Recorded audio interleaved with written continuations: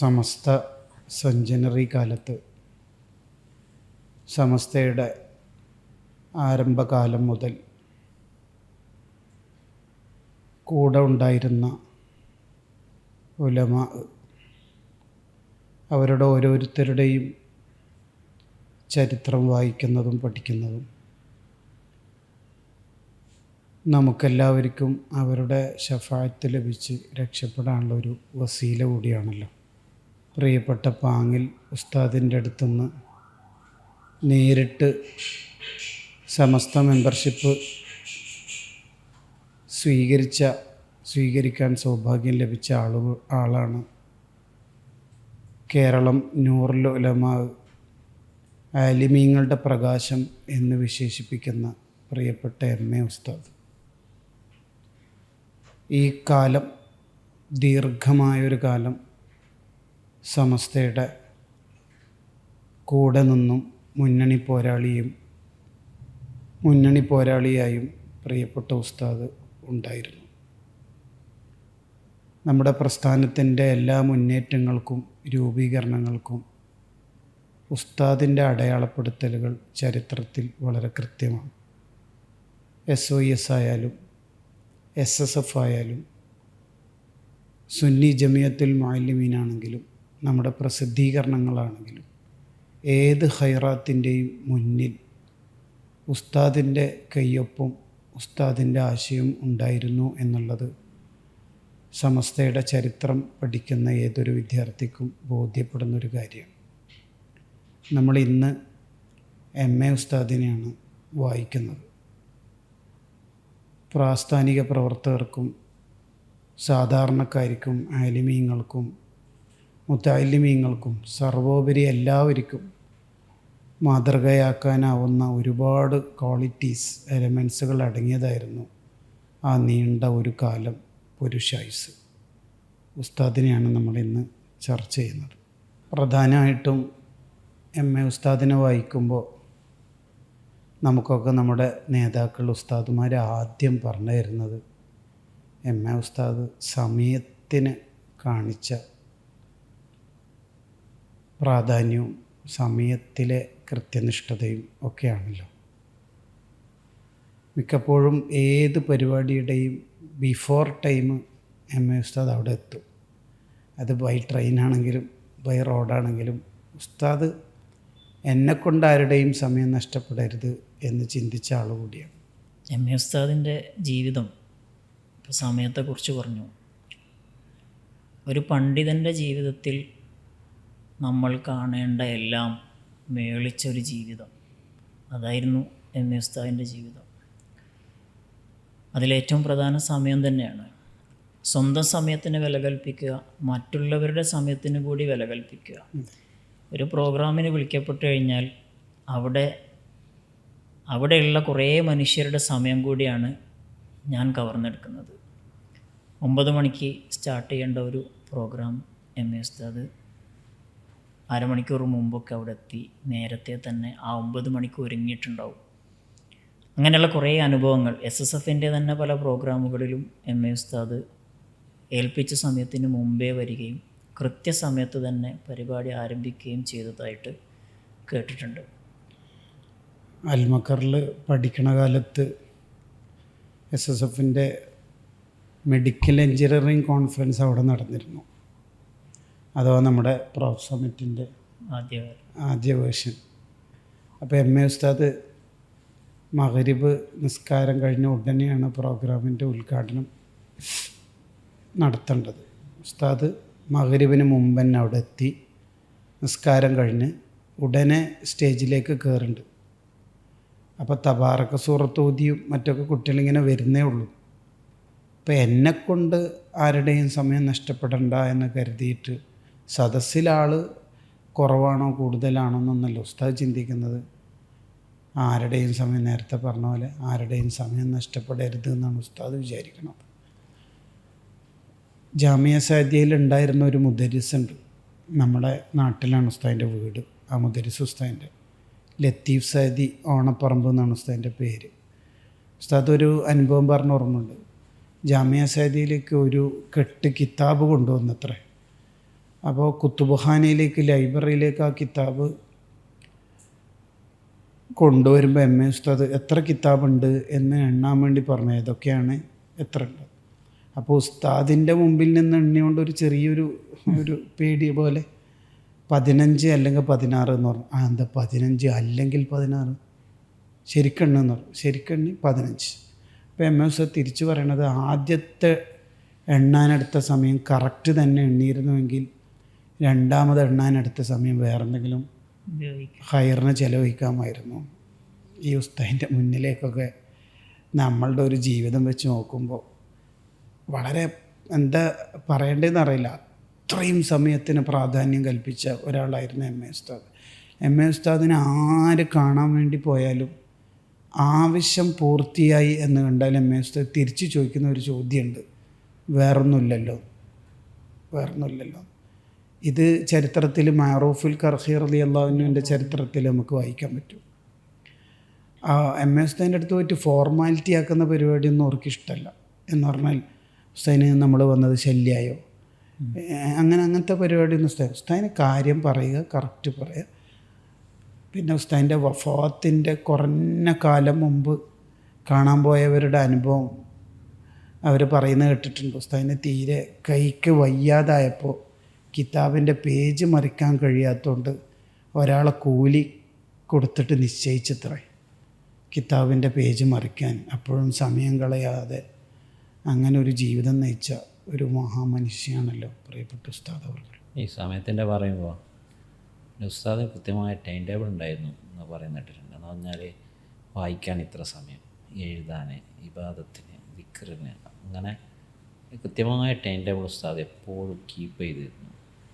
അത് നമ്മളിപ്പോൾ അടുത്ത കാലത്തായിരുന്നു അങ്ങനെ കേട്ടിട്ടില്ല. ജീവിതത്തിനൊരു ടൈം ടേബിൾ ഉണ്ട്. അതാണ് എം എ ഉസ്താദ് തന്നെ എഴുതുന്നുണ്ട്, ജീവിതത്തിനൊരു ടൈം ടേബിൾ ഉണ്ട് എന്ന് ഞാൻ പഠിക്കുന്നത് എൻ്റെ ഉസ്താദ് ഷാഹുൽ ഹമീദ് തങ്ങളിൽ നിന്നാണ്. ഒരു ഉസ്താദിൽ നിന്ന് ആ ഉസ്താദിൻ്റെ ഗുണങ്ങൾ അത് കോപ്പി പേസ്റ്റ് ചെയ്യാൻ വേണ്ടി ശിഷ്യന്മാർ കാണിച്ചിരുന്നൊരു ജാഗ്രതയുടെ റിസൾട്ട് കൂടിയാണ് എം എ ഉസ്താദിൻ്റെ ടൈം ടേബിൾ എന്ന് പറയുന്നത്. ജീവിതത്തിനൊരു ടൈം ടേബിൾ, നമ്മൾ ടൈം ഷെഡ്യൂൾ ഇടും. ആ ടൈം ഷെഡ്യൂൾ ലൈഫിൻ്റെ ഒരു ടൈം ഷെഡ്യൂൾ പറഞ്ഞ പോലെ എഴുതാൻ, അതേപോലെ ദർസ് നടത്താൻ, ഭക്ഷണം കഴിക്കാൻ പോലും കൃത്യമായ ടൈം. ആ ടൈം ഉസ്താദിൽ നിന്ന് പഠിച്ചെടുക്കുന്നു. അതാണ് ശരിക്കും.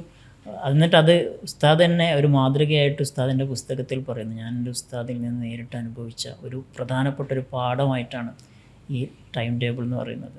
എന്ന് പറഞ്ഞാൽ പിന്നെ പഴയ കാലത്തെ ഇമാമിങ്ങളെ വായിക്കുന്ന ഒരു ഫീലിംഗാണ് എം എ ഉസ്താദിൻ്റെ ജീവിതം വായിക്കുമ്പോൾ. ഇപ്പോൾ ഇമാം ഷാഫി റളിയല്ലാഹുവിനൊക്കെ രാത്രിയെ 3 ഭാഗമാക്കി, സക്കരിയ അൻസ്വാരി റളിയല്ലാഹു ജീവിതത്തിൻ്റെ പകലുകളെ കൃത്യമായി ടൈം ടേബിളാക്കി. എന്ന പോലെ എം എ ഉസ്താദ് ഇപ്പം ഹയാത്തിലുണ്ടെങ്കിൽ ഇപ്പോൾ ഉസ്താദ് എന്താണ് ചെയ്യുന്നതെന്ന് ഉസ്താദിനെ പരിചയമുള്ള എല്ലാവർക്കും അറിയുമെന്നർത്ഥം. വളരെ കറക്റ്റാണ്. എന്തെങ്കിലും ഒന്ന് കിട്ടി എന്നതുകൊണ്ട് അതിൻ്റെ പിന്നാലെ പോവുക, എൻഗേജ് ആവുന്ന പരിപാടിയൊന്നും ഉസ്താദിനില്ല. തങ്ങൾ നേരത്തെ പറഞ്ഞ പോലെ വായനയാണ് എം എ ഉസ്താദിൻ്റെ എടുത്തു പറയേണ്ട അപാരമായ ഒരു ക്വാളിറ്റി. എല്ലാം വായിക്കും ഉസ്താദ്, അടിമുടി വായിക്കും. അത് ഉസ്താദിന് പിന്നെ പത്രം വായിക്കാൻ ഒരു പ്രത്യേക ടൈമുണ്ട്. പത്രം വായിക്കൽ മാത്രമല്ല, ഉസ്താദിൻ്റെ ഒരു പ്രത്യേകത, ജാമിയ സഅദിയയിൽ ദീർഘമായ കാലം എം എ ഉസ്താദിൻ്റെ കൂടെ ഉണ്ടായിരുന്ന ഒരാൾ ഈ അടുത്തൊരു അനുഭവം പറഞ്ഞിട്ടുണ്ട്. പത്രം വായിച്ചിട്ട് സിറാജൊക്കെ ഉസ്താദിന് കിട്ടൽ വളരെ നിർബന്ധമാണ്. അത് കിട്ടിയില്ലെങ്കിൽ ഉസ്താദിന് പിന്നെ കുറച്ച് സ്ട്രോങ്ങിൽ ചോദിക്കും നമ്മളെ സിറാജ് എടുത്തോന്നുള്ളൂ. അങ്ങനെ വായിച്ചിട്ട് അടിവരിടും, ചിലത് റൗണ്ട് ഇടും, ചില വാർത്തക്ക്. അങ്ങനെ ഉണ്ടല്ലോ, പൊതുവിൽ വാർത്തകൾ നമ്മളങ്ങനെ ഗ്ലാൻസ് സെറ്റ് ചെയ്ത് പോക്കാണല്ലോ. ഇത് ഉസ്താദ് വളരെ കൃത്യമായിട്ട്. അതിൽ എടുത്തു പറയേണ്ട ഒരു കാര്യം, ഉസ്താദ് പുതിയ കോഴ്സ്, അക്കാദമിക് എന്തെങ്കിലും കോഴ്സ് കണ്ടാൽ അത് പ്രത്യേകം അണ്ടർലൈൻ ചെയ്തിട്ട് അതിൻ്റെ വിദഗ്ധരോട് അന്വേഷിക്കും. ഇത് നമുക്ക് പറ്റുന്നതാണോ, ജാമിയ സഅദിയയിൽ ഇംപ്ലിമെൻ്റ് ചെയ്യാൻ പറ്റുമോ. അങ്ങനെ ഒരു എന്താ പറയുക, ഒരു ഇൻ്റലക്ച്വൽ ആയിട്ട് പരിചയപ്പെടുത്താൻ പറ്റിയ വലിയൊരു ഷെയ്ഖാണല്ലോ എം എ ഉസ്താദ് എന്ന് പറയുന്നത്. ഈ പ്രസ്ഥാനത്തിന് തന്നെ കുറേ ബൗദ്ധികമായ നേട്ടങ്ങൾ ഉണ്ടാക്കി തരുന്നിടത്ത് കാലത്തോടെങ്ങനെ നമ്മുടെ ആശയങ്ങൾ പറയണം, അല്ലെങ്കിൽ അതിൻ്റെ സംവിധാനങ്ങൾ എങ്ങനെ കളമൊരുക്കണം എന്ന് പഠിപ്പിക്കുന്നിടത്ത് എം എ ഉസ്താദ് വലിയൊരു മാതൃകയാണല്ലോ. ഉസ്താദ് ഇപ്പം ഈ മദ്രസ പ്രസ്ഥാനത്തിൻ്റെ ആശയം ഉസ്താദാണല്ലോ മുന്നോട്ട് വെക്കുന്നത്. അതെ അതെ അതെ. ഇപ്പോൾ ഉസ്താദ് അന്ന് ഉണ്ടായ എന്തോ സമാനമായ സംവിധാനങ്ങളെ ഉസ്താദ് പോയി അതിനെപ്പറ്റി പഠിച്ചു, എന്നിട്ടാണ് സംസ്ഥയിൽ ആ ഒരു ആശയം ഉസ്താദ് വെക്കുന്നത്. അപ്പോൾ നേരത്തെ അമൻ സാബ് പറഞ്ഞതുപോലെ ഇങ്ങനത്തെ നല്ല നല്ല ആശയങ്ങൾ കിട്ടുമ്പോൾ അതിന് കൃത്യമായി ഉസ്താദ് പഠിച്ചിട്ടേ അത് മുന്നോട്ട് വെക്കുന്നുള്ളൂ. നമ്മളെ പാരമ്പര്യ രീതിയിലുള്ള പഠനത്തിൻ്റെ ആധികാരികതയും അതിൻ്റെ സൗന്ദര്യവും ദൃശ്യമാകുന്ന ഒരു വ്യക്തിത്വമാണ് എം എ ഉസ്താദ്. എം എ ഉസ്താദ് എന്താണ് ഭൗതികമായി പഠിച്ചത്? എം എ ഉസ്താദിൻ്റെ ഭൗതിക ക്വാളിഫിക്കേഷൻ, നമ്മളൊരു അക്കാഡമിക് ലെവൽ ക്വാളിഫിക്കേഷൻ എടുത്തു കഴിഞ്ഞാൽ നമ്മളിപ്പോൾ പറയുന്ന പല ക്വാളിഫിക്കേഷൻ എം എ ഉസ്താദിനില്ല. പക്ഷേ എം എ ഉസ്താദ് കൈവെക്കാത്ത മേഖലകളില്ല. വായന, നേരത്തെ ഉസ്താദ് സൂചിപ്പിച്ചതുപോലെ വായന എന്ന് പറയുന്നത് അത് കൃത്യമായ അടിസ്ഥാനങ്ങളില്ലാതെ പോയാൽ ഏറ്റവും അപകടകരമായൊരു സംഗതിയാണ്. എന്നാൽ നന്നായി അടിസ്ഥാനങ്ങളുള്ള ഒരാളെ സംബന്ധിച്ചിടത്തോളം വായനയിലൂടെ അയാൾക്ക് വിപ്ലവങ്ങൾ തീർക്കാൻ കഴിയും. അപ്പോൾ ആ അടിസ്ഥാനങ്ങൾ നമ്മുടെ പാരമ്പര്യ പഠനത്തിൻ്റെ അകത്തുണ്ട്. അതാണ് ഇതിൻ്റെ ഏറ്റവും വലിയൊരു എം എ ഉസ്താദിൻ്റെ ഏറ്റവും വലിയൊരു പോസിറ്റീവ് സംഗതി എന്ന് പറയുന്നത്. ആ പാരമ്പര്യ വഴിയിൽ കൃത്യമായി കാര്യങ്ങൾ പഠിച്ചെടുത്തു. ആ പഠിച്ചെടുക്കുന്ന സമയത്ത് തന്നെ ആ അടിസ്ഥാനത്തിനകത്ത് നിന്നുകൊണ്ട് എല്ലാതരം വായനകളെയും അവിടുന്ന് സമീപിച്ചു. കമ്മ്യൂണിസത്തെക്കുറിച്ച് അവിടുന്ന് പുസ്തകം എഴുതിയിട്ടുണ്ട്. അവിടുന്ന് ഓതി പഠിക്കുന്ന കാലത്ത് ഉറുദു പഠിക്കാൻ വേണ്ടി പോകുന്നുണ്ട്. ഉറുദു പഠിച്ചെടുക്കുകയാണ് ചെയ്യുന്നത്. അപ്പോൾ ആ കാലത്തൊരു പക്ഷേ ബാക്കിയുള്ള മതവിദ്യാർത്ഥികളിൽ നിന്ന് കുറേ കൂടി വ്യത്യസ്തമായി ഉറുദു പഠനത്തെ കാണുകയും അതിനെ ഗൗരവത്തിലെടുക്കുകയും അത് പിന്നീട് ജമാഅത്തെ ഇസ്ലാമി അടക്കം തബ്ലീഗ് ജമാഅത്ത് അടക്കമുള്ള മതത്തിനകത്ത് പലതരത്തിലുള്ള വികലമായ ആശയങ്ങൾ കടത്തിക്കൂട്ടിയ ആളുകളുടെ അടിസ്ഥാന പുസ്തകങ്ങൾ പരിശോധിക്കുന്നതിൽ എം എ ഉസ്താദിൻ്റെ പങ്ക് വളരെ വലുതായിരുന്നു. അങ്ങനെ മൊത്തത്തിൽ നോക്കുകയാണെങ്കിൽ എല്ലാ അർത്ഥത്തിലും ആ കാലത്തെ ഒരു ഇൻ്റലക്ച്വൽ മൂവ്മെൻറ്റിന് എം എ ഉസ്താദിൻ്റെ പങ്ക് നമുക്ക് ദൃശ്യമാകുന്നുണ്ട്. ഏത് വികലമായ ആശയം മതത്തിൻ്റെ അകത്തേക്ക് കടന്നു വരാൻ ശ്രമിക്കുന്നുണ്ടെങ്കിലും ഉസ്താദ് അവയെക്കുറിച്ച് വളരെ കൃത്യമായി പഠിക്കും എന്നുള്ളതാണ്. ഒരു കള്ളത്തൊരീക്കത്ത് ഇങ്ങനെ കേരളത്തിൽ പ്രചരിക്കാനിരിക്കുന്ന ഘട്ടത്തിൽ അവരുടെ വലിയ 12 പുസ്തകങ്ങൾ പിന്നെ കുറേ ചെറിയ പുസ്തകങ്ങൾ ഉസ്താദ് ഫുള്ള് വായിച്ചിട്ട് നേരത്തെ പറഞ്ഞ പോലെ റൗണ്ടിട്ട് അടിവരട്ട് അത് മുഴുവനും ഒന്ന് കോപ്പി പേസ്റ്റ് ചെയ്യാൻ നമ്മുടെ സമസ്ത മുശാവറ അംഗവും ഉസ്താദിൻ്റെ തന്നെ പ്രധാനപ്പെട്ട ശിഷ്യനായ തൃക്കരിപ്പൂർ ഉസ്താദിനെയാണ് ഏൽപ്പിക്കുന്നത്. എന്നിട്ട് ആ ത്വരീക്കത്തിനെതിരെ ഉസ്താദ് വളരെ കൃത്യമായിട്ട് സംസാരിക്കുന്നുണ്ട്, എഴുതുന്നുണ്ട്.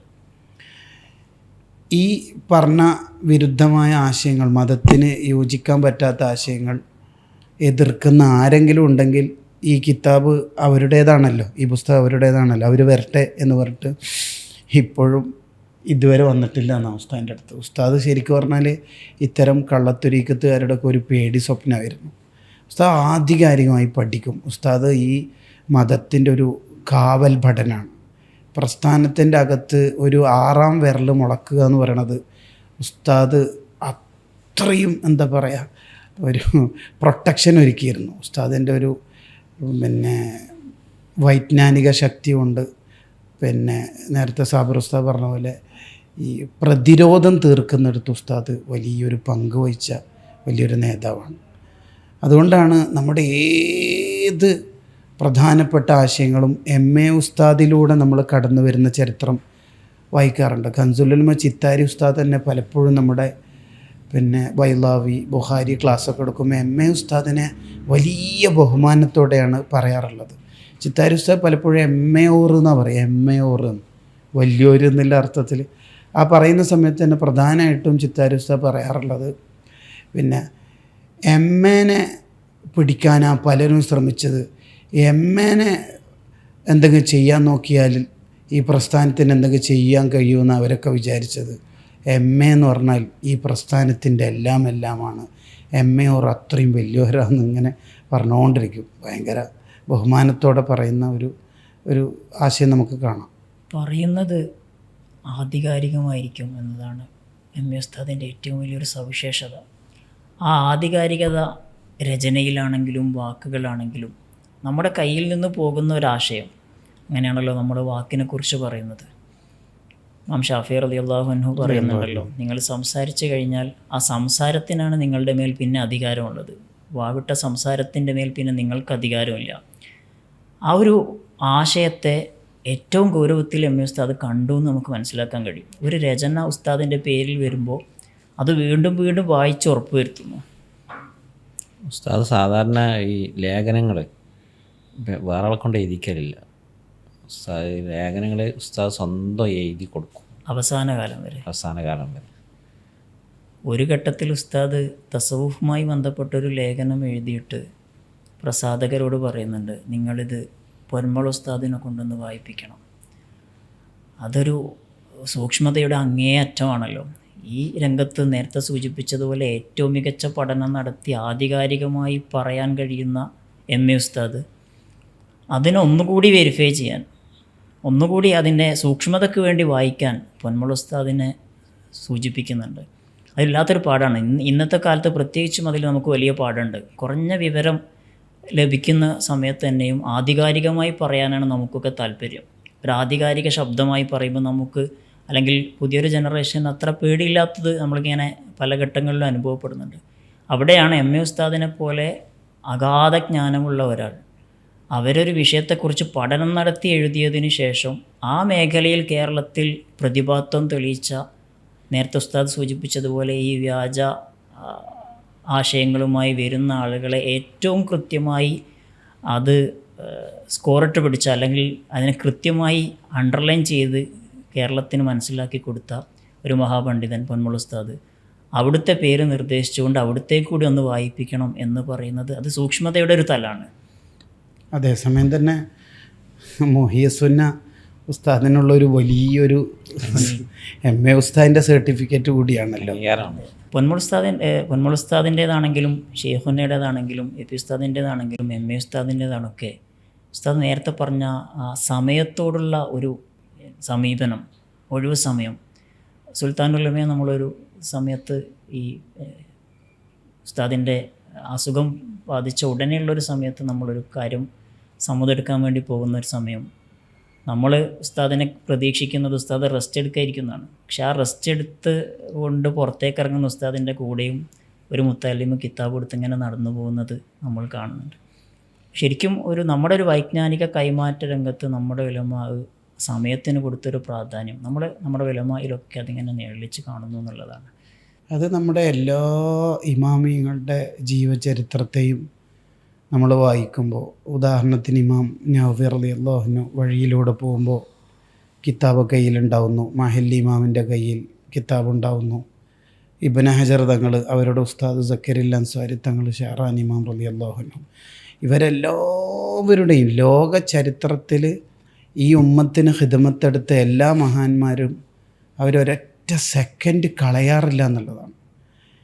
അതാണ് എം എ ഉസ്താദ്. പ്രത്യേകിച്ച് നമ്മളിപ്പോൾ വളരെ എം എ ഉസ്താദിനെ ജീവിതത്തിൽ അങ്ങനെ തന്നെ കൊണ്ടുവന്ന ഒരാളും കൂടിയാണല്ലോ കലമുൽ ഇസ്ലാം കോടമ്പുഴ ഉസ്താദ്. കോടമ്പുഴ ഉസ്താദും എം എ ഉസ്താദും കുറേ വിഷയം ഒരേപോലെ നമുക്ക് കാണാൻ പറ്റും.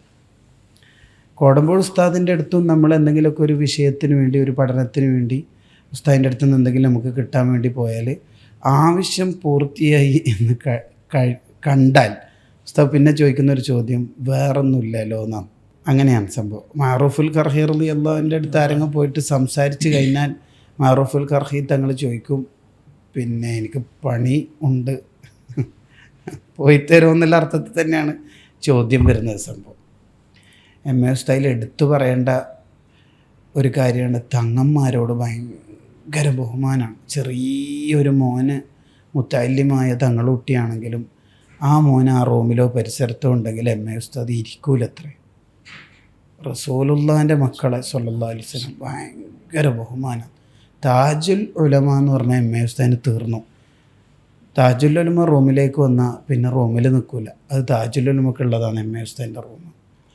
ഞാനൊരിക്കൽ കൻസുൽ ഉലമ ചിത്താരി ഉസ്താദിനോട് ചോദിച്ചിരുന്നു, ഉസ്താദിന് കുറേ ഷാളുണ്ട്, ഇങ്ങനെ ഇടാൻ ഷാളുണ്ടാവുമല്ലോ, ഉസ്താദ് അധികവും ഈ ഷാള് തന്നെ ഇടാനുള്ള കാരണം എന്തെന്ന് ഒരു ഷാളിനെ കണ്ടിട്ട് ചോദിച്ചപ്പോൾ ഉസ്താദ് പറഞ്ഞു, അതെൻ്റെ ഷെയ്ഖ് തന്ന ഷാളാണ്, അത് എനിക്ക് ഏറ്റവും ഇഷ്ടമാണ്, അഹബുൻ ഇലിയ എന്ന് പറയുന്നുണ്ട്.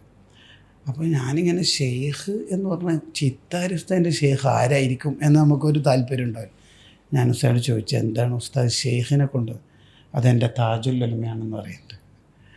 താജുൽ ഉലമ എന്ന് പറഞ്ഞാൽ എം.എ. ഉസ്താദായാലും കൻസുലുൽ മുസ്താദായാലും നമ്മുടെ ഷെയ്ഖുന സുൽത്താൻ മുസ്താദായാലും താജുൽ ഉലമയെ എന്ന് പറഞ്ഞാൽ എല്ലാവരും ഷെയ്ഖായി കൊണ്ടു നടന്നു എന്നുള്ളത്. എം.എ. ഉസ്താദിൻ്റെ താജുൽ ഉലമ എന്ന് പറഞ്ഞാൽ സൈദിയൻ്റെ ഒരു കാര്യം അനക്കണമെങ്കിൽ താജുൽ ഉലമയാണ് അത് എല്ലാത്തിനും.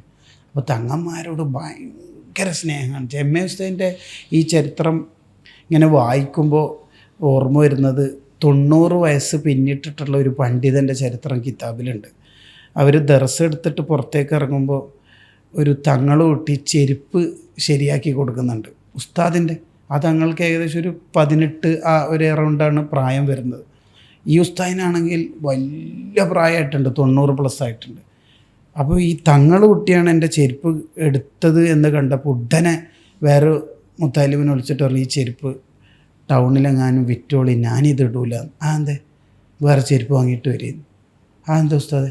അല്ല, ആഖിറത്തിലെങ്ങാനും ഫാത്തിമ ബീവി റളിയല്ലാഹു അൻഹ എങ്ങാനും എൻ്റെ പേരക്കുട്ടിനെ കൊണ്ട് ചെരുപ്പ് പഠിപ്പിച്ചിട്ടില്ലേ എന്ന് ചോദിച്ചാൽ എന്നെക്കൊണ്ട് കഴിയൂല ഉത്തരം പറയാമെന്ന് പറയുന്ന ഒരു സംഗതിയുണ്ട്. എം.എ. ഉസ്താദിൻ്റെ ഇങ്ങനെ ചരിത്രം വായിച്ചപ്പോൾ ഓർമ്മ വന്നു. നേരത്തെ സൂചിപ്പിച്ച വായന അടയാളപ്പെടുത്തി വെക്കുമെന്ന് പറയണ്ടല്ലോ, അതൊരു വെറുതെ നടത്തുന്ന ഒരു സംഗതിയല്ല. ഈ സമൂഹത്തെ നിരീക്ഷിക്കുക എന്നുള്ളതാണ് ഒരു ആലിമിൻ്റെ ഏറ്റവും പ്രധാനപ്പെട്ട ദൗത്യം. സമൂഹത്തെ നിരീക്ഷിച്ചാൽ മാത്രമേ ഫത്വ കൊടുക്കാൻ കഴിയുള്ളൂ. കിതാബുകളിൽ നിന്ന് സമൂഹത്തെ കൂടി തിരിച്ചറിഞ്ഞ് ആ രംഗത്തേക്ക് വേണ്ട ഇസ്ലാമിനെ കൃത്യമായി പറഞ്ഞു കൊടുക്കലാണ് ഉലമാഇൻ്റെ ദൗത്യം. അപ്പോൾ എന്താണ് സമൂഹത്തിൽ നടന്നുകൊണ്ടിരിക്കുന്നത്, അതിനെക്കുറിച്ച് കൃത്യമായി ധാരണ ഉണ്ടാവണം. എന്താണ് ഇനി സംഭവിക്കാൻ പോകുന്നത്? അതിൻ്റെ കുറേ ഉദാഹരണങ്ങൾ എം.എ. ഉസ്താദിൻ്റെ ജീവിതത്തിൽ കാണാം. അതിലേറ്റവും പ്രധാനപ്പെട്ടത് ആ ആദ്യഘട്ടത്തിൽ തന്നെ മയ്യത്ത് പരിപാലന സംഘം ഉണ്ടാക്കുന്നുണ്ടല്ലോ. അതിൻ്റെ ഒരു അടിസ്ഥാന കാരണം മയ്യത്ത് പരിപാലനത്തെ നിരീക്ഷിക്കുന്ന സമയത്ത് പലയിടത്തും വിചാരിച്ച യഥാർത്ഥ രൂപത്തിൽ അതിൻ്റെ യഥാവിധി മയ്യത്ത് പരിപാലനം നടക്കുന്നില്ല എന്ന് എം.എ. ഉസ്താദ് നിരീക്ഷിക്കുകയാണ്. അപ്പോൾ അതൊരു നിരീക്ഷണമാണല്ലോ. സമൂഹത്തിൽ നടക്കുന്ന ഒരു പ്രധാനപ്പെട്ട ഒരു പ്രതിസന്ധി കാണുകയാണ്. കാരണം ഒരു മയ്യത്തിനോടുള്ള കടപ്പാടുകളിൽ ഏറ്റവും പ്രധാനപ്പെട്ടതാണ് തജ്ഹീസ്. അത് കൃത്യമായി നടക്കുന്നില്ല എന്നാണെങ്കിൽ എല്ലാവരും കുറ്റക്കാരാവും. അപ്പോൾ അതിനൊരു പരിഹാരം വേണം. എം.എ. ഉസ്താദിൻ്റെ ആലോചന പോവുകയാണ്. അപ്പോൾ ആ വായനയിൽ നിന്ന് പ്രാക്ടിക്കലി അവിടുന്ന് ചിന്തിക്കുകയും അവിടെയുള്ള പ്രശ്നങ്ങൾ തിരിച്ചറിയുകയും അതിനുള്ള പരിഹാരത്തെക്കുറിച്ച് ആലോചിക്കുകയും ചെയ്തിട്ടാണ് മയ്യത്ത് പരിപാലന സംഘം ഉണ്ടാക്കുന്നത്. അതിൻ്റെ ഒരു പദ്ധതിക്ക് വേണ്ടിയുള്ള പദ്ധതി അല്ല. ആ പദ്ധതി ഉണ്ടായി വരുന്നതും ഈ നിരീക്ഷണത്തിൽ നിന്നാണ്. സമൂഹത്തെ നിരീക്ഷിക്കാത്ത ഒരാൾക്ക് നാളെക്കുറിച്ച് പ്രവചിക്കാൻ കഴിയില്ല. നാളെക്കുറിച്ച് പ്രവചിക്കാൻ കഴിയാത്ത ഒരാൾക്ക് നേതൃത്വം ആവാനും കഴിയില്ല. നമുക്ക് കേരളത്തിന് ലഭിച്ച ഏറ്റവും വലിയ ഭാഗ്യം എം.എ. ഉസ്താദിനെ പോലെ നാളെ അറിയുന്ന, നാളെ കൃത്യമായി ദീർഘദൃഷ്ടിയോടുകൂടെ കാണാൻ കഴിയുന്ന ഒരു നേതൃത്വം ഉണ്ടായി എന്നുള്ളതാണ്. ആ മയ്യത്ത് പരിപാലന സംഘത്തിൻ്റെ അവസാനത്തിൽ അതൊരു പുസ്തകമായി മാറുന്നുണ്ട്. എങ്ങനെയാണ് ഒരു രചന രൂപപ്പെട്ടു വരുന്നത്? ഇന്നെന്തെങ്കിലും ഒന്ന് എഴുതണം എന്ന് വിചാരിച്ചിട്ട് എഴുതല്ല, ആ സമൂഹം ആവശ്യപ്പെടുന്ന ഒരു കാര്യത്തെ തിരിച്ചറിഞ്ഞുകൊണ്ട് എഴുതുന്നു. നേരത്തെ തങ്ങൾ സൂചിപ്പിച്ച മദ്രസ പ്രസ്ഥാനം, ആ മദ്രസ പ്രസ്ഥാനം എന്നൊരു സിസ്റ്റത്തിലേക്ക് എം.എ. ഉസ്താദ് കൊണ്ടുവരുന്നതും ആ സമയത്തെ സാമൂഹികമായൊരു മാറ്റത്തെ മുന്നിൽ വെച്ചുകൊണ്ട് ഇങ്ങനൊരു സംവിധാനം ഇനി വന്നില്ല എങ്കിൽ നമ്മുടെ കേരളത്തിലുള്ള ധാർമ്മിക അന്തരീക്ഷത്തിന് അത് ഗുണകരമല്ല എന്ന് എം.എ. ഉസ്താദ് ഫോർകാസ്റ്റ് ചെയ്യാണ്. ഇങ്ങനെ വരാൻ സാധ്യതയുണ്ട്. അങ്ങനെയാണെങ്കിൽ എന്ത് ചെയ്യണം? അവിടെ എം.എ. ഉസ്താദിൽ നമുക്ക് മാതൃകയുണ്ട്. ഇത് ആരോട് പറയണം? ഉലമാഇനോട് പറയണം. സമസ്ത കേരള ജംഇയ്യത്തുൽ ഉലമയുടെ 19ാം വാർഷിക സമ്മേളനത്തിലാണ് തോന്നുന്നു അത് എം.എ. ഉസ്താദ് വെക്കുകയാണ്. എം.എ. ഉസ്താദിന് അന്ന് 27 വയസ്സാണ്. അപ്പോൾ ആ ഒരു നിരീക്ഷണ പാഠം, അപ്പോൾ എനിക്ക് ഉസ്താദ് പറഞ്ഞ ആ പത്രത്തിൽ അടയാളപ്പെടുത്തുന്നു എന്ന് പറയുമ്പോൾ അത് കേവലം പത്രത്തിലല്ല വരയുന്നത്, അത് മനസ്സിലാണ് വരയുന്നത്. ആ കണ്ടൻറ്റുകൾ എവിടെയൊക്കെയോ എം.എ. ഉസ്താദ് ഉപയോഗിക്കുന്നുണ്ടാവും. അങ്ങനെയാണല്ലോ ഒരു ആലിമിന് കിട്ടുന്ന ഒരു വിവരം എന്ന് പറയുന്നത്, അത് എവിടെയൊക്കെ ആയിരിക്കും അത് ഉപയോഗിക്കപ്പെടുക, നമുക്കറിയില്ല. അപ്പോൾ ആ ഒരു സമഗ്രമായൊരു നിരീക്ഷണം എം.എ. ഉസ്താദിനുണ്ടായിരുന്നു. അതുകൊണ്ടായിരിക്കും 1973 SSF രൂപീകരിക്കപ്പെടുന്നൊരു സമയം ആ മീറ്റിങ്ങിൻ്റെ അധ്യക്ഷൻ ആരായിരുന്നു? ബഹുന്നേരം എം.എ. ഉസ്താദാണ് എന്ന് ചരിത്രം നമ്മളോട് പറയുന്നുണ്ട്. ശരിക്കും ഇങ്ങനെ ഒരു വിദ്യാർത്ഥി പ്രസ്ഥാനത്തിൻ്റെ 1ാമത്തെ മീറ്റിങ്ങിൽ ഇരിക്കേണ്ട ഇൻ്റലക്ച്വൽ സ്കോളർ, അല്ലെങ്കിൽ അത്രയും നേരത്തെ സൂചിപ്പിച്ച എല്ലാ അർത്ഥത്തിലും അറിവിനെ ആവാഹിച്ചെടുത്ത് ഉസ്താദുമാരുടെ ഗുരുത്വവും പൊരുത്തവും ഒക്കെ നേടിക്കൊണ്ട് നേതൃത്വമായിരിക്കേണ്ടത് എം എ ഉസ്താദ് തന്നെയാണ്. ആ ഒരു സംഗതി നമ്മൾ SSFൻ്റെ രൂപീകരണത്തിൻ്റെ മീറ്റിങ്ങിൽ വരെ കാണുന്നു. അതേസമയത്ത് എം എ ഉസ്താദിനെ നമ്മൾ കൂടുതൽ വായിക്കുമ്പോൾ വളരെ ലളിതമായ ജീവിതമായിരുന്നു എം എ ഉസ്താദിൻ്റെത്. ഇങ്ങനെയൊക്കെ ആശയലോകം നിർമ്മിക്കുമ്പോഴും വലിയ ആലിമായി ജീവിക്കുമ്പോഴും ഉസ്താദ് കുട്ടികളോട്, കുടുംബത്തോട് കാണിക്കുന്ന സ്നേഹം, അതേപോലെ ഉസ്താദ് ജാമിയ സയ്യിദിയയിലേക്ക് വരുന്നൊരു ചിത്രമുണ്ട്. രാവിലെ പിന്നെ സ്ഥാപനത്തിൻ്റെ ബേക്ക് വശത്തോടുകൂടിയൊക്കെയാണ് ഉസ്താദ് നടന്ന് വന്ന് സ്ഥാപനത്തിൻ്റെ ഉള്ളിലേക്ക് കയറുക. ആ വരവിൽ, ആ നടത്തത്തിൽ കുറേ കാര്യങ്ങൾ സംഭവിക്കുന്നുണ്ട്. ചിലത് പിന്നെ ഏതെങ്കിലും പൈപ്പിന് ചോർച്ചുണ്ടെങ്കിൽ ഉസ്താദ് അത് നോട്ട് ചെയ്യും. സ്ഥാപനത്തിൻ്റെതാണല്ലോ. മെയിനൂട്ടാണെങ്കിൽ ഉസ്താദിനത് വളരെ വലുതാണ്. എവിടെയെങ്കിലും പൈപ്പ് തുറന്നിട്ട് മക്കളെങ്ങാനും ചെറിയ കുട്ടികളെങ്ങാനും തുറന്നിട്ട് പോയതുണ്ടെങ്കിൽ അത് പൂട്ടും. എവിടെയെങ്കിലുമൊക്കെ പിന്നെ പാച്ച് വർക്ക് നടക്കാനാണെങ്കിൽ ഉസ്താദ് അത് നോട്ട് ചെയ്യും. എന്നിട്ടെല്ലാം ഓഫീസിൽ വന്നിട്ട് വളരെ കൃത്യമായിട്ട് ഇങ്ങനെയൊക്കെ ഉണ്ടെന്ന് പറയും. ഇനി ഉസ്താദ് വൈകുന്നേരം നടക്കുന്നൊരു ചിത്രമുണ്ട് വേറെ. കുട്ടികൾ, പ്രത്യേകിച്ച് മുത്താലിങ്ങളായാലും ഇംഗ്ലീഷ് മീഡിയത്തിലെ മക്കൾ, ചെറിയ ചെറിയ മക്കളൊക്കെ ഗ്രൗണ്ടിൽ നിന്ന് കളിക്കുന്നുണ്ടാവില്ല വൈകുന്നേരം ആശ്രയിച്ചിട്ട്. അപ്പോൾ എം എ ഉസ്താദ് ചിന്തിക്കുന്നത്, ഞാനിപ്പോൾ ആ വഴിയിലൂടെ നടന്നാൽ കുട്ടികൾ കളി നിർത്തേണ്ടി വരും. അപ്പോൾ ഉസ്താദ് എന്താ ചെയ്യുമെന്ന് പറഞ്ഞാൽ സ്ഥാപനത്തിൻ്റെ സൈഡിലൂടെ നടന്നു പോകുക അത്ര. അതിനെക്കുറിച്ച് ചോദിച്ചാൽ പറയും, കുട്ടികൾക്ക് ആകെ കളിക്കാൻ പറ്റുന്നൊരു സമയമല്ലേ. അപ്പോൾ ഞാനിപ്പോൾ അങ്ങനെ നടന്നാൽ കുട്ടികൾ കളി നിർത്തേണ്ടി വരും എന്ന് പറഞ്ഞാൽ എന്തൊക്കെയാണ് ഉസ്താദ് ഒരു ശ്രദ്ധിക്കുന്ന ഓരോ കാര്യങ്ങളെന്ന് പറഞ്ഞാൽ എല്ലാവർക്കും അവരവർക്ക് വേണ്ട സ്ഥാനം ഉസ്താദ് കൊടുക്കും എന്നുള്ളതാണ്. ഉസ്താദിനെക്കുറിച്ച് ഈ അടുത്ത് ICFൻ്റെ ഒരു നേതാവ് പറഞ്ഞത് ഓർമ്മയുണ്ട്. എവിടെ പോയാലും അവിടുത്തെ പ്രധാന ആളുടെ, ഉദാഹരണത്തിന് പ്രിൻസിപ്പൾ, ഡയറക്ടർ, അവരുടെ ചെയറിൽ പോയിട്ട് ഉസ്താദ് ഇരിക്കില്ല. ഉദാഹരണത്തിന് നമ്മളൊരു ഓഫീസിലൊക്കെ സ്വീകരിച്ചിരുത്തുമ്പോൾ അവിടെ ഒരു പ്രധാന ചെയർ ഉണ്ടാവുമല്ലോ, അവിടെ ഇരിക്കില്ല. എല്ലാവരും ഇരിക്കണം. ഒരു സ്ഥലത്ത് പോലും ഉസ്താദ് ഇരിക്കില്ല അത്രേ. അത് ആ മൂപ്പർക്കുള്ള സ്ഥാനമാണ് ഉസ്താദ് വകവെച്ച് കൊടുക്കും.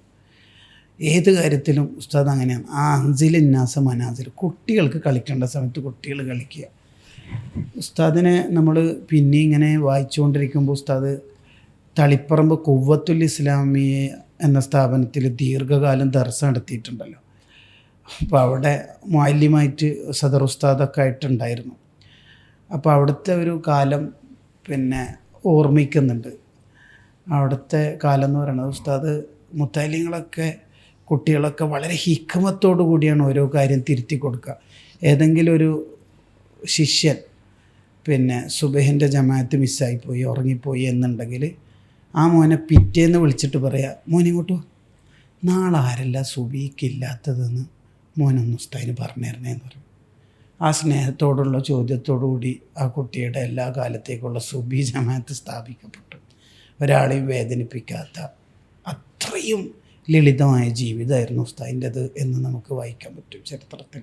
വളരെ മൈന്യൂട്ടായ കാര്യം മുതൽ കുറേ കൂടി ആഴത്തിൽ നിരീക്ഷിക്കേണ്ട കാര്യങ്ങൾ വരെ ഉസ്താദിൻ്റെ ശ്രദ്ധയിലുണ്ട് എന്നാണല്ലോ കുട്ടികളുടെ വിഷയം പറയുമ്പോൾ. അത് നമുക്ക് വളരെ ലളിതമായി തോന്നും. അത്രമാത്രം എം എ ഉസ്താദിനെ പോലത്തെ ഒരാൾ അവരുടെ സമയത്തിനാണല്ലോ പ്രാധാന്യം കൊടുക്കേണ്ടത് നമുക്ക് തോന്നും. പക്ഷേ അതടക്കം ഉസ്താദ് പരിഗണിക്കുന്നു. അതേസമയം വിശാലമായ വീക്ഷണം ഉസ്താദ് മറ്റെല്ലാ വിഷയങ്ങളിലും അതിനുവേണ്ടി വായിക്കുകയും പഠിക്കുകയും ആ നിരീക്ഷണങ്ങൾക്കനുസരിച്ച് പ്രവർത്തിക്കുകയും ചെയ്യുന്നു. ബോർഡിംഗ് മദ്രസകളെക്കുറിച്ച് പറയുന്നുണ്ട്.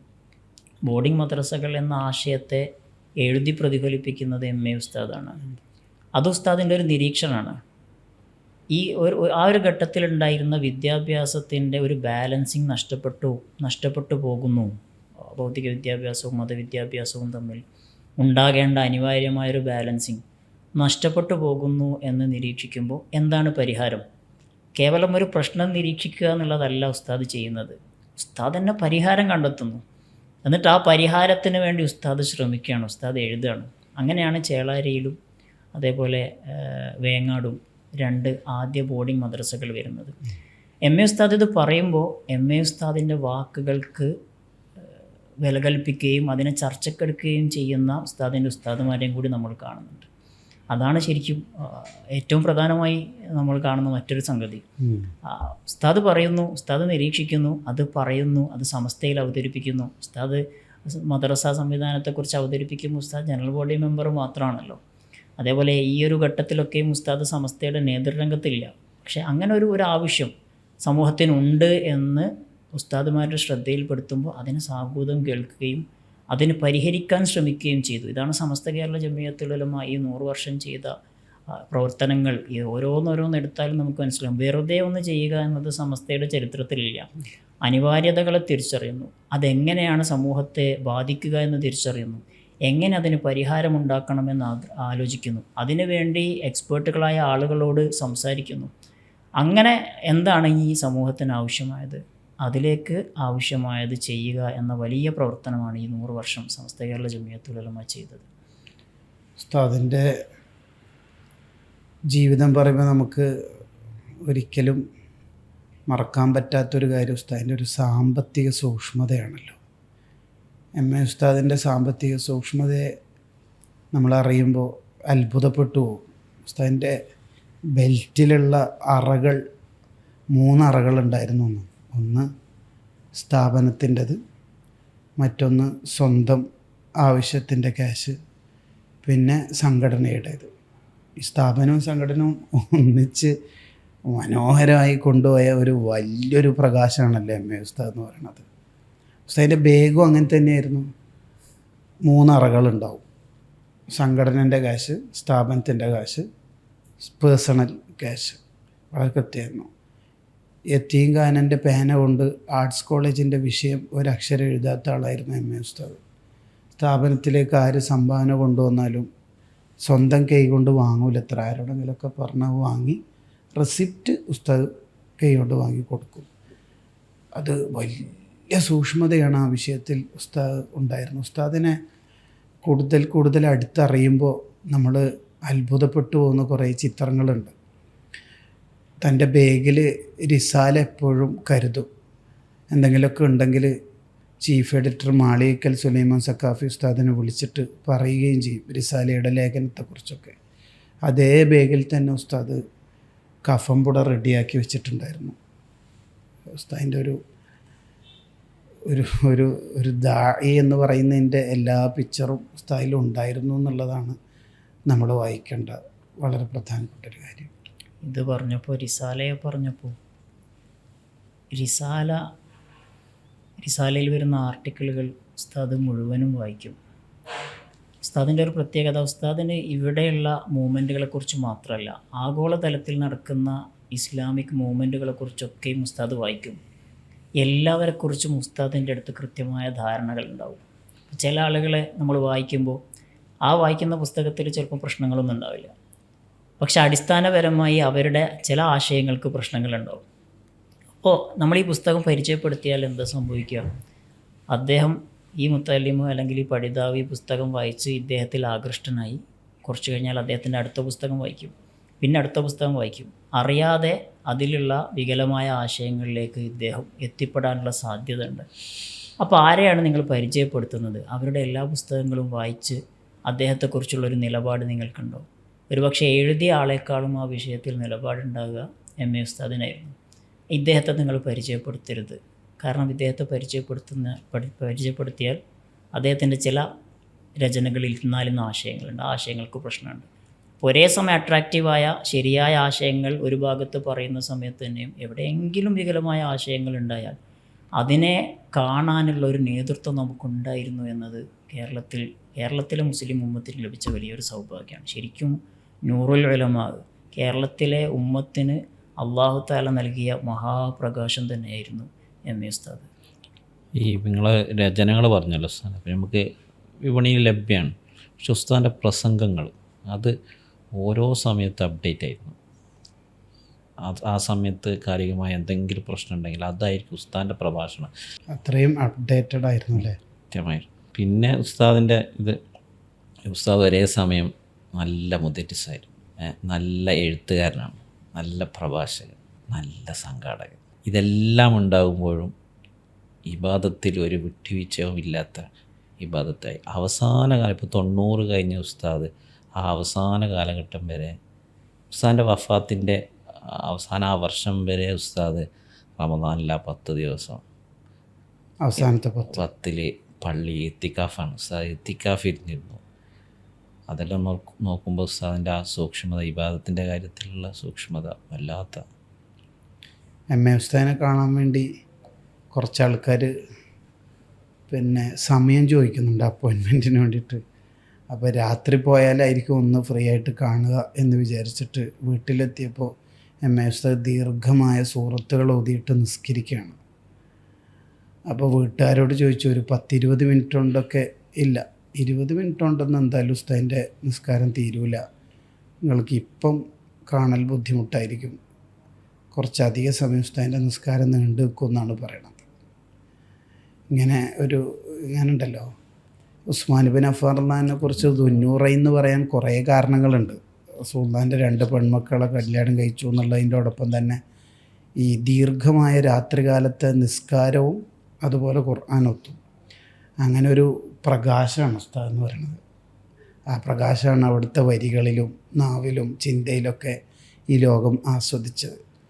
ഉസ്താദിൻ്റെ ഒരു മദ്രസ പ്രസ്ഥാനത്തിൻ്റെ ഒരു നന്മ തന്നെ ആലോചിച്ച് നോക്കിയാൽ കേരളത്തിലും ഇന്ത്യയിലും അതുപോലെ നമ്മുടെ GCC രാജ്യങ്ങൾ ICFൻ്റെ കീഴിലൊക്കെ എത്രയാണ് മദ്രസ.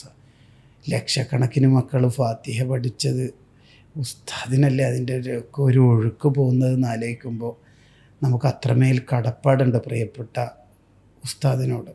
ആ ഉസ്താദ് തന്ന ആ ഉസ്താദ് അടക്കമുള്ള ഉസ്താദുമാർ നമുക്ക് പകർന്നു തന്ന 100 പ്രകാശ വർഷങ്ങളാണ് ഈ കേരളം ഈ കാലം എത്രയായിട്ട് ആസ്വദിച്ചത്. അതാണല്ലോ നമ്മളിപ്പോൾ സമസ്ത സെഞ്ചുറിയായി ആഘോഷിക്കുന്നത്.